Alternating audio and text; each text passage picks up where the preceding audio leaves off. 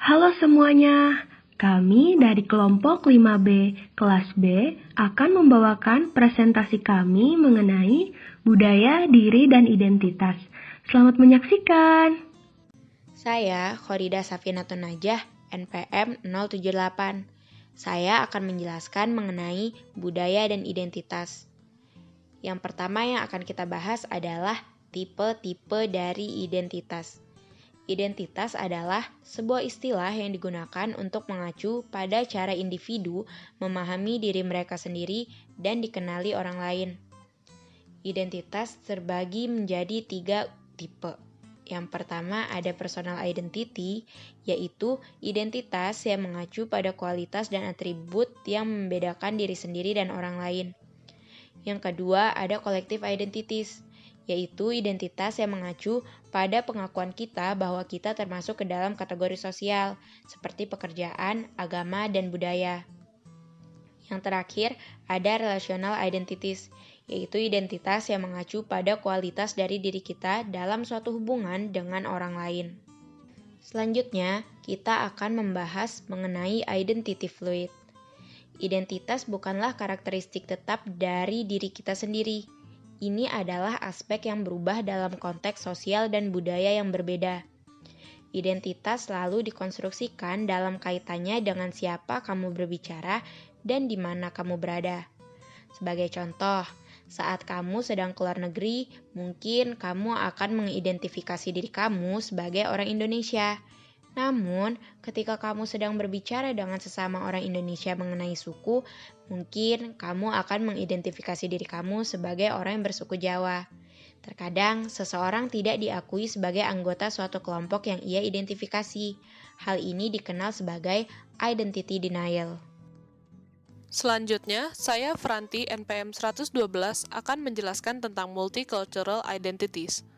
Budaya sebagai konstruk psikologis atau shared system of rules memungkinkan seseorang untuk memiliki lebih dari satu identitas budaya. Karena itu, dapat dikatakan bahwa seseorang dapat memiliki identitas multikultural. Dalam membahas identitas multikultural, muncul beberapa istilah seperti cultural frame switching dan cultural reaffirmation. Cultural frame switching merupakan kondisi di mana individu multikultural memiliki beberapa sistem budaya dalam pikiran mereka dan mengakses satu atau yang lainnya tergantung konteks yang sedang mereka hadapi. Hal ini mirip dengan code frame switching, yang merupakan proses di mana orang yang bilingual bisa bertukar antara satu sistem makna budaya dengan yang lainnya saat menggunakan bahasa yang berbeda. Istilah berikutnya adalah cultural reaffirmation effect, yaitu kecenderungan individu multikultural untuk menguatkan budaya awal atau asli mereka dalam menghadapi budaya baru. Meskipun terkadang pada akhirnya budaya asli mereka berubah, perubahan ini cenderung tidak memengaruhi budaya asli yang telah mereka bawa sebelumnya. Kondisi ini banyak ditemukan pada individu multikultural yang hidup dalam masyarakat multikultural. Contoh dari cultural reaffirmation effect dapat dilihat dari penelitian Kosmitsky pada tahun 1996 yang meneliti orang Amerika dan Jerman yang bikultural dan monokultural. Dari penelitian tersebut ditemukan bahwa nilai tradisional dari budaya asal pada individu yang bikultural dianggap melekat lebih kuat daripada individu monokultural asli yang juga memiliki budaya asal yang sama. Nama saya Maya Almaidah, NPM 016 akan menjelaskan mengenai apa itu atribusi dan dari mana asalnya. Ketika kita melihat apa yang dilakukan oleh orang lain, tak jarang kita mencoba untuk mengetahui atau memahami alasan mengapa ia melakukannya. Begitu juga dengan perilaku yang kita tampilkan. Hal ini dinamakan dengan atribusi. Atribusi adalah proses di mana individu menjelaskan atau membuat kesimpulan mengenai penyebab dari peristiwa dan perilaku, baik diri sendiri maupun orang lain. Atribusi berasal dari kemampuan kognitif unik yang dimiliki manusia yang memungkinkan kita untuk menciptakan budaya. Atribusi memungkinkan kita untuk menjelaskan berbagai hal, menata berbagai hal, dan memahami dunia. Atribusi dapat dibedakan menjadi atribusi internal dan atribusi eksternal. Atribusi internal adalah jika perilaku seseorang yang diamati disebabkan oleh faktor-faktor internal, misalnya sikap, sifat-sifat tertentu, ataupun aspek internal lain. Contohnya, jika anak memperoleh nilai raport yang jelek, maka sebabnya bisa saja karena anak itu malas, terlalu banyak main, atau mungkin kurang pintar. Atribusi eksternal adalah jika perilaku sosial yang diamati disebabkan oleh faktor eksternal, yaitu keadaan atau lingkungan di luar diri orang yang bersangkutan. Contohnya, jika anak memperoleh nilai raport yang jelek, maka sebabnya dapat saja karena anak ada masalah dengan lingkungannya, hubungan yang jelek dengan orang tua, ataupun gurunya yang tidak menarik. Baik, perkenalkan nama saya Diva Diarta, NPM 042. Jadi saya akan menjelaskan tentang Cultural Difference in Attributional Styles. Sebelumnya saya ingin menjelaskan terlebih dahulu apa itu atribusi. Atribusi merupakan suatu proses yang dilakukan oleh suatu individu, di mana individu tersebut melakukan penilaian terhadap berbagai peristiwa secara sadar ataupun tidak disadari. Atribusi diciptakan oleh pikiran manusia. Oleh karena itu, atribusi memungkinkan terjadinya bias dalam cara berpikir. Salah satu bias ini dikenal sebagai fundamental attribution error atau kesalahan atribusi mendasar yang mengacu pada bias terhadap kesimpulan tentang disposisi aktor, bahkan jika kehadiran kendala situasional yang sangat jelas telah disebut. Fundamental attribution error juga disebut sebagai bias korespondensi. Selanjutnya, saya akan menjelaskan mengenai contoh dari fundamental attribution error. Penelitian yang dilakukan oleh Jones dan Harris pada tahun 1967 membahas mengenai atribusi tentang esai yang mendukung Fidel Castro di Kuba. Jadi dari hasil penelitian mereka, ditemukan bahwa subjek penelitian menyimpulkan sikap pro Castro yang dimiliki oleh penulis. Bahkan ketika mereka diberitahu bahwa penulis hanya ditugaskan untuk menulis esai yang mendukung Fidel Castro, dan penulis tidak diberikan pilihan lain. Bias yang terjadi adalah subjek mengabaikan kendala situasional dan menarik kesimpulan yang keliru mengenai disposisi penulis. Terdapat tipe lain dari attributional bias, yaitu self-serving bias.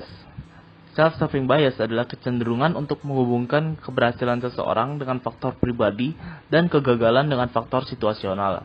Sebagai contoh, di sini kita bisa melihat ketika seseorang gagal dalam ujian akhir, dia cenderung untuk menyalahkan situasi, seperti guru yang tidak mengajar dengan baik, ujian yang terlalu sulit, atau sulit untuk berkonsentrasi.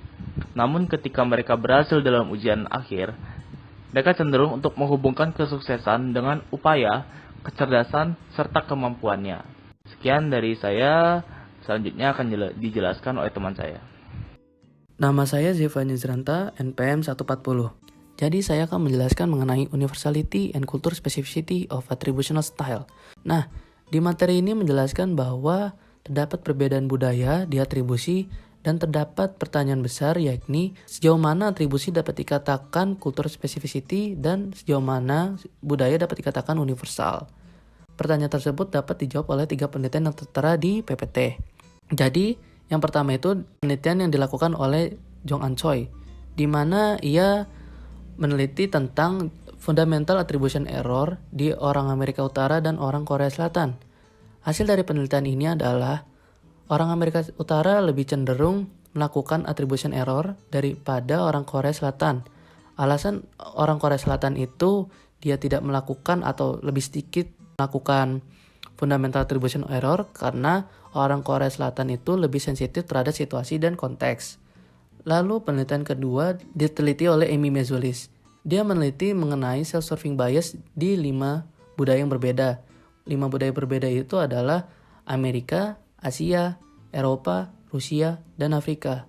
Hasil dari penelitian ini adalah self-serving bias itu terdapat di 5 budaya yang berbeda, tetapi mereka mempunyai kadar yang berbeda-beda.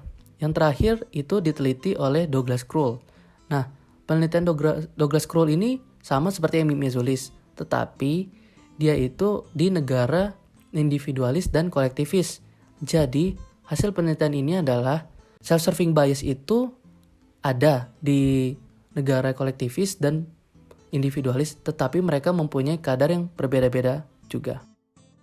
Saya Shivananda Kirana dari NPM 108 akan menjelaskan contoh kasus dari budaya dan identitas. Kelompok kami memilih fenomena Korea Bu sebagai salah satu contoh kasus dari budaya dan identitas.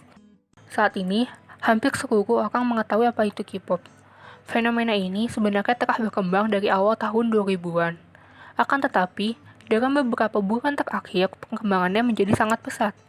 Kesukaan terhadap K-pop atau budaya Korea memang tidaklah salah.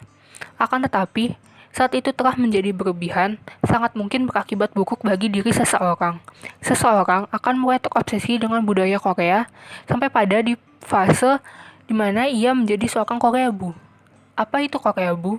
Menurut Dr. Goh Ring-rong, Koreabu adalah orang yang terobsesi dengan budaya Korea sampai pada titik di mana dia membenci budayanya sendiri dan berharap dirinya adalah orang Korea.